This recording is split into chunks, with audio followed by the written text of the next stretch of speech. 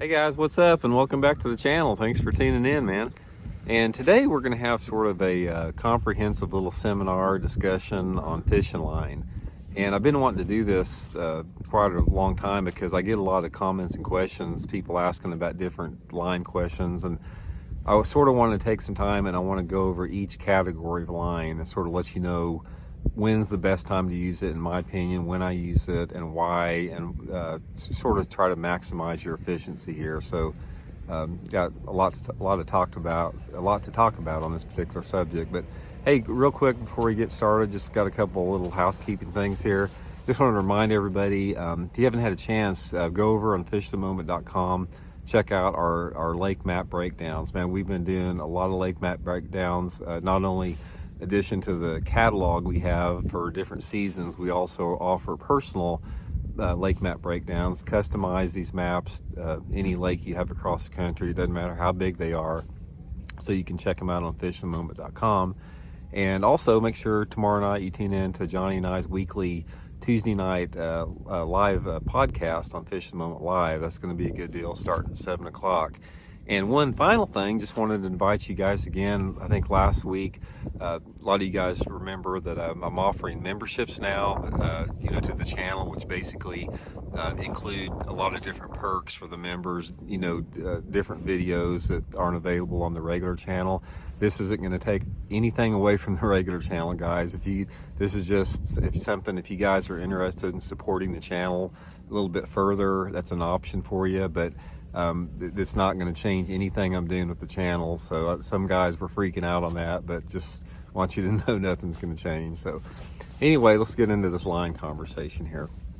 Let's start out with the old school first, with the monofilament and the places for that. Now, I think monofilament, to a large degree, it's taken sort of a back seat to the fluorocarbons and the braid, but there's still a place for it in everybody's arsenal. And I think a lot of people understand that monofilament is a good choice for like when you're fishing topwater lures, simply because it doesn't sink like the fluorocarbon. Fluorocarbon is basically worthless for any type of a topwater that floats, like a walking bait, a popper, anything like that. So from that standpoint, you have the option of braid or monofilament. I prefer monofilament for most all of my topwaters. The only times that I use braid, which we'll talk about a little bit later, is like frog fishing and buzz baits once in a while. But for the most part, it's going to be monofilament for me. Let me get in the bottom of the boat here. The wind's starting to blow a little bit. But okay, so you got the topwaters with the monofilament. Most of the time for the topwaters on the mono, if I'm using a big walking bait like a megabass diamante or a Zara spook, something like that, I'm fishing it on 15 to 20 pound test. You want to stay with the monofilament size that gives you the strength, but also gives you the casting distance. One of the things to remember on mono, it's larger diameter, so the larger diameter line you use, the more it's going to reduce your casting distance, whether it be a popper or a walker or anything like that, or a prop bait, anything. So it's really important to choose the right size mono that gives you the right strength that you're needing and the ability to make that cast. The second time that I use mono, which a lot of people don't realize this, is when I'm square bill crankbait fishing. When you're square bill crankbait fishing, it's really critical to use monofilament line, because a lot of times when you're square billing, you're fishing around targets like laydowns, short casts with rocks. You're dealing with a little bit off-colored water. And one of the big keys that I can give you guys on there is do not use fluorocarbon line with your square bill crankbaits.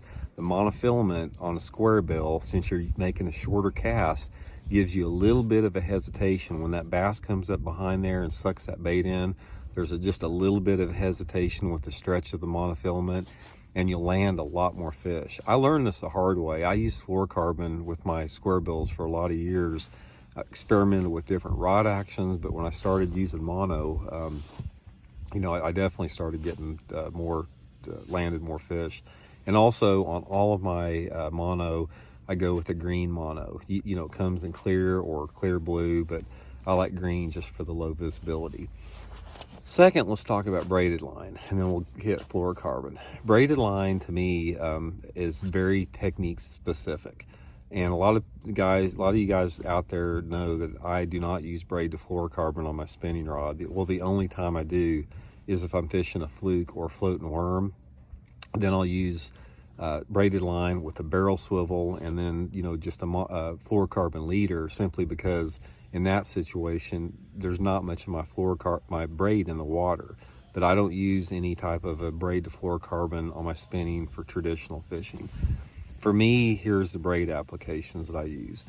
Braid is the line that I go to when I'm punching mats most of the time. Sometimes I'll use a fluorocarbon line, if the fish are real finicky and the water's real calm, but most of the time I'm fishing, the braided line and mats, and very seldom do I use the 65. A lot of guys use the 65, but I found that the 50 is a lot more efficient. I use the Seagar Smackdown braid.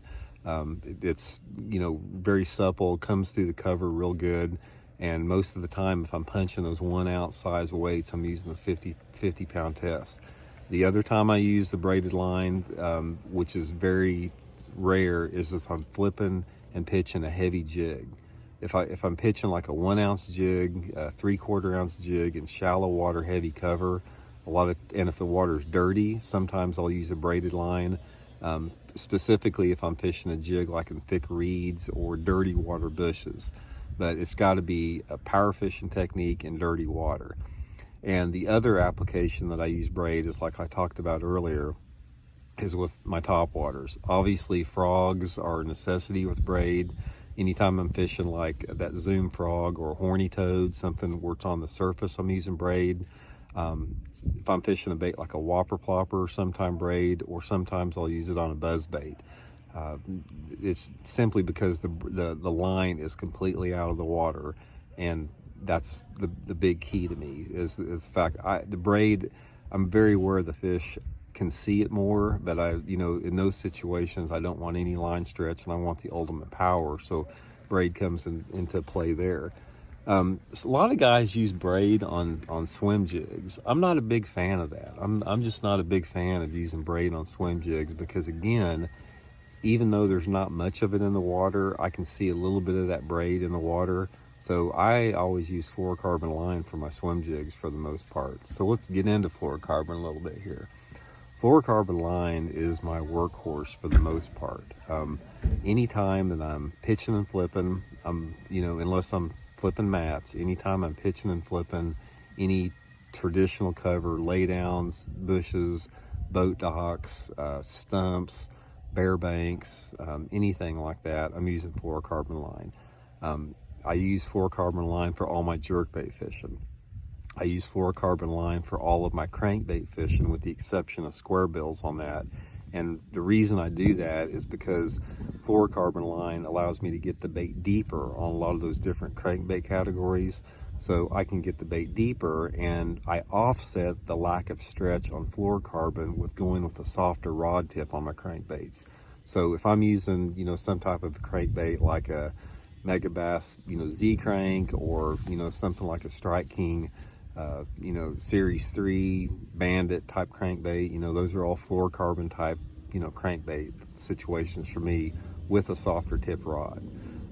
Also, I use fluorocarbon all the time on my spinner baits, matching basically the spinner bait size, the cover that I'm using. But, I like the way that a spinner bait fishes on fluorocarbon line. I like the way it feels. So for me, that's the choice on there. Swim jigs are the same way. All my swim jigs are fished on fluorocarbon line.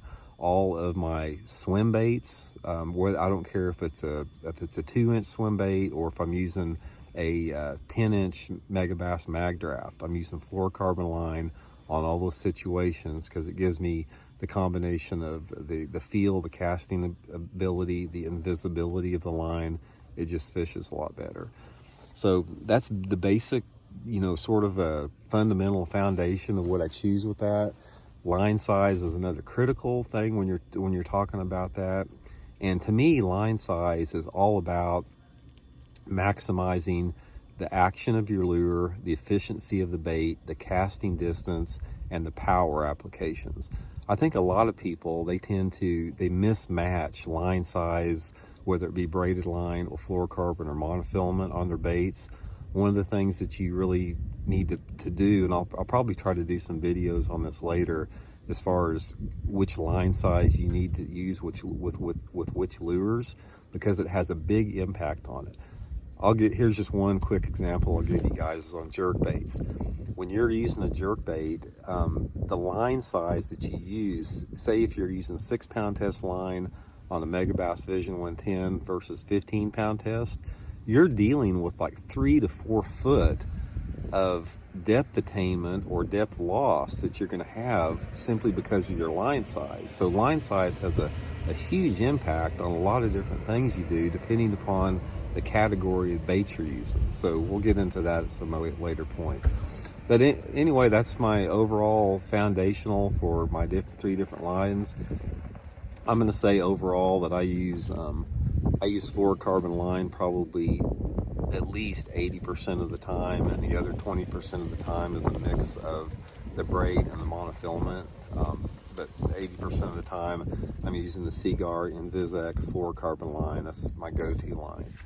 So hope that, you know, helps you guys out a little bit. Hopes it shed a little bit of light there. And again, guys, thanks for tuning in the channel. Much appreciated. The channel's growing really good. Everything's going really good with it. I'm just really grateful.